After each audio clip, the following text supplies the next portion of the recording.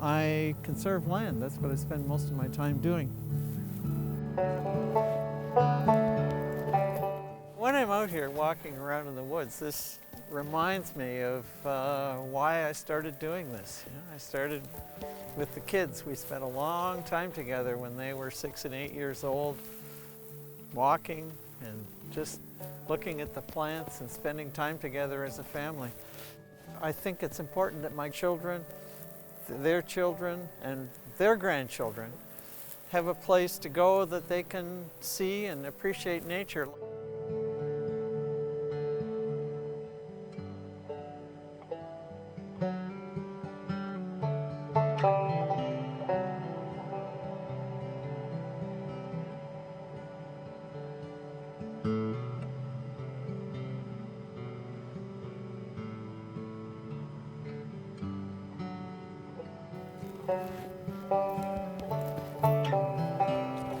Today we're out on a property that's 144 acres. It's got Lake Huron shoreline, which is a major piece of the work that we do. And this property has some very important features. It's got lots of rare species. It has a globally rare environment called an alvar, which you only find in the area of the Great Lakes and in the Baltic. It has ancient cedar trees. So the land is so rugged, and somehow these cedar trees survive, but they grow very, very slowly, so they maybe get to be 400 and 800 years old, and some have been up to 1,200 years old.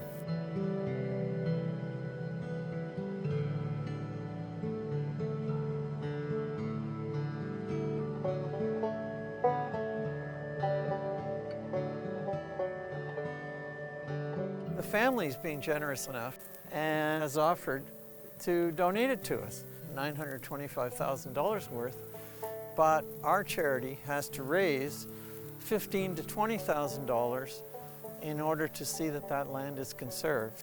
We need to pay for legal fees, we have an appraisal to pay for, we need to get a survey done. There's a lot of work to do. The Ontario government has calculated that Southern Ontario nature is bringing us $84 billion a year of value. Right now we're losing 300 acres a day of land in Southern Ontario due to developments.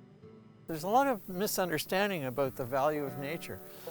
Nature is providing services to us. Nature is the trees around us are soaking up the carbon dioxide. Nature is cleaning the water. Nature is making the air better. It's making a place for these rare species. It's preserving our pollinators, and it's allowing people to come and visit here.